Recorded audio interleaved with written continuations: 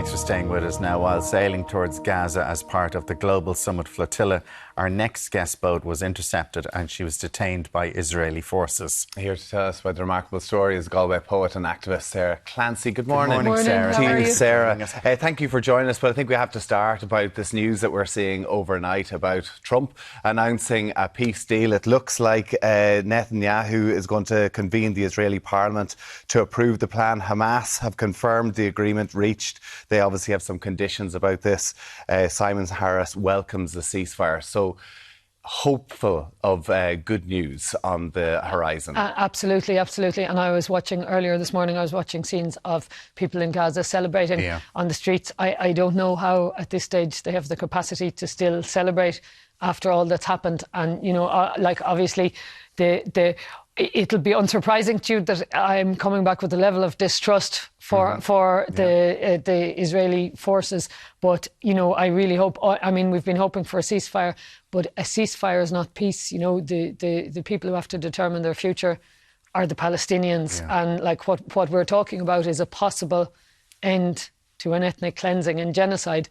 But I suppose we have to start somewhere. Absolutely. It has to. I mean, we've been calling for a ceasefire since, we've been calling for an end to the occupation, an end to the siege for almost 2 decades at this stage. So clearly it's hopeful news. It's hard to think that 2 years of absolute slaughter were necessary to now have a peace deal at this stage. So, and like, we're very hopeful about it, that we're very hopeful that it will lead to something. But whatever it leads to, the decisions have to involve the Palestinian people, because so far it really is, you know, all these suggestions of Tony Blair, all sorts of people absolutely unconnected with the situation on the ground. About getting it up on its feet, because as you mentioned, the devastation that has happened over there is going to take time. But listen, we can only just hope. Absolutely. And I'm as hopeful as anyone else. It's just, I suppose I'm maybe more cautious. I think everybody is. Listen, but you are a part of the flotilla. I was, that was obviously apprehended in international waters there last week. Can you tell us what made you feel that you wanted to be a part of this flotilla? Well, I mean, look, it was a real honour and a privilege to be part of it in lots of ways. That sounds odd, but it was one of the most hopeful things that I've been part of in my entire life. In lots of ways, it was uncomfortable. You know, like people are going, "Oh, this was a heroic mission," and I mean, there's no talking about any of that. You know, we didn't succeed in what we set out to do, which was to arrive in Gaza. But at the same time, you weren't going to. Well, I'm an optimist. I mightn't sound like it, but I'm an optimist. And I kind of was thinking 30-30-30. I was 30-30-30-10, right? So I was thinking there's a 10% chance we'll make a mess of it ourselves and, like, I don't know, crash the boats into each other or something and not make it. There's a 30% chance we'll arrive, 30% chance we'll be attacked, and a 30% chance we'll be intercepted. So you know, those, like we felt it was very high risk. We were getting extreme warnings the whole time we were there. You know, people are asking kind of, were we scared when it was intercepted? And I think most people, when we realised it was an interception, there was probably a palpable feeling of relief that we weren't actually just going to get bombed. Was that the case, that like an interception was better because there was a lot of drone activity? Some ships were attacked. Our own ship. I was on the Spectre boat, and you know, we had three drone attacks on one night on the Spectre boat. Again, they didn't result in serious harm, but if you're sitting there on a boat in the middle of the Mediterranean and something is falling on you, and you don't know until it hits what it is. You know, we're seeing the footage here of the boat being intercepted. What was it like? That's not my boat. The interception, right? We had, like, this was a non-violent civil society mission. Now, non-violence doesn't just happen. You know what I mean? You have to prepare for it. So we had trained over and over and over again for what we do in the event of all the likely scenarios that would happen. And what was that training involved? When you were being intercepted, what was the training there? So we immediately kicked into our training. So what the training is to make sure nobody overreacts, nobody gives anybody any more reason than they might already have to respond violently. You know, as in we were expecting that heavily armed people would come on the boat. So that what that involved was an absolute plan about right down to where everybody would sit, that nobody would be carrying anything that could be conceived of as, you know, possibly being a weapon and everything. So basically, by the time the soldiers from 2 huge motorised ribs arrived on our boats, we were all sitting in position with our hands up in the previously agreed positions. So that, you know, in a way, that took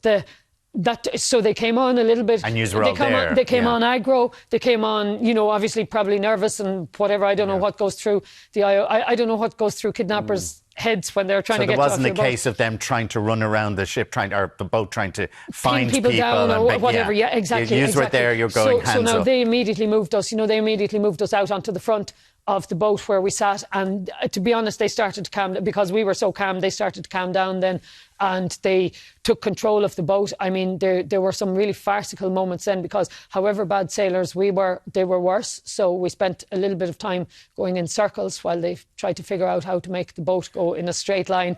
And you know, it was. I suppose you'd have this idea of like some super competent people coming, but it wasn't like that at all. It was, you know, and some of them were quite young, to be honest, extremely heavily armed. So you know, and that was, then it took them just to say, like, we were in international waters then, right? Nobody had any right actually to be on our boat at all, you know, despite the fact that we might have had a plan for it. It took them 14 hours for them to bring us to the territory controlled by Israel. So that's how far away you were from Israeli waters. And like even when the attacks happened, we were in Crete and Tunis. You know what I mean? We weren't anywhere near them. So really, like, these were, you know, we were abducted basically and taken illegally then to Israel. You were detained for 5 days. Yeah. Greta Thunberg has alleged psychological torture. What was your conditions? So I, you know, actually, to be fair, and I'm going to do the same thing. What I saw Greta Thunberg doing is, like, we had a few really uncomfortable days, right? Really uncomfortable days. We were absolutely mistreated, 100%. In what way? However, we were in a prison where we could see the blood stains on the walls of people, where previous prisoners had been there in a courtyard. You know, we were, like, the only thing I can really tell you, I can go through a list of how we were treated, right? You know, I saw both extreme violence and utter incompetence. Like, I mean, but the key thing that I could come home and tell you is that they were so weird. They were unimaginably weird to us. Do you know, like, so they had big posters up in the yard of the destruction that they'd done in Gaza, you know, saying, like, the new Gaza out in the yard. They had TV screens where they were playing a kind of a film with real melodramatic music that they'd made of the October the 7th attacks that were on all the time. And yet they were like... Is this like a form of brainwashing for people? Well, yeah, and no, do you know, it was an attempt. It was an attempt, but it was like... so there was a mix of, right, if you can imagine schoolyard bullies, but that they're armed to the absolute teeth with Alsatians and all sorts of things. So, and it was really like, now I was with maybe 140 or 150 women. There was only women where I was. Greta Thunberg was sharing my cell, actually. And they tormented her. You know, they absolutely tormented her. They kept coming back. Because they knew her. Well, yeah, and they kept coming back to make these little kind of weird performance pieces. Do you know, it was a PR stunt, like. And that's what I'm saying. We were treated really badly, but we did have some sense. You know, obviously we had feared that we could get stuck there for months or whatever could happen. But obviously we knew people were looking at us. The world's media were looking at us. We were entirely out of contact, but we knew we were 44 countries. Like, it was a global movement with supporters, with protests happening everywhere. We knew this would happen. But, like, the Palestinians who were there, they don't have any of that. And that was what was so sinister about it, going, if they're this bad to us with the eyes of the world upon us, what are they like when we're not here? Are you sort of saying that, like, I'm not saying brainwashed again, the propaganda, that they believe so much in the cause, or that it's been forced on them to believe in this cause, that they saw you supporting Hamas? You know, they said that, right? They said that. Just something really interesting is, you know, on all the lead up to it, they were like, oh, it's funded by Hamas and it's this, that and the other. Now, obviously that's not true, right? No, but they could see that you're allowing this is your support. They were trying to build a case to attack us, right, by conceiving us as a threat. Yeah. So one of the things I can say, I know I came on a flight to Greece, and there was around about just less than 200 of us on that flight. Not one single one of us were asked a single question about who organised it, what happened. Do you know what I mean? They absolutely knew we weren't terrorists. Nobody was interrogated. Right, in the case of Greta, they were taking her out of the cell to film her, to do things like film her sitting with an Israeli flag, film Ben Gvir giving her a lecture, stupid stuff, right? And you're like, how do they think this is playing? Well, yes. You know, like... Yeah. Listen, you did spend 5 days, you've come back. We hope that a peace deal and a ceasefire does continue. Yeah. Would you do this again? Well, you know, so it's not a movement about individual people. You know what I mean? I would definitely. It wouldn't necessarily need to be me on the boat. You know what I mean? But I would definitely help with it until the siege on Gaza is lifted. Listen, like Israel controls the number of calories that go in for children in Gaza. That the international community. For some reason, all our states have allowed that to happen, right? That is illegal. What happened to us is completely illegal. In a way, we're kind of using the privilege we have as being from peaceful states and everything to go, look what they'll do to us.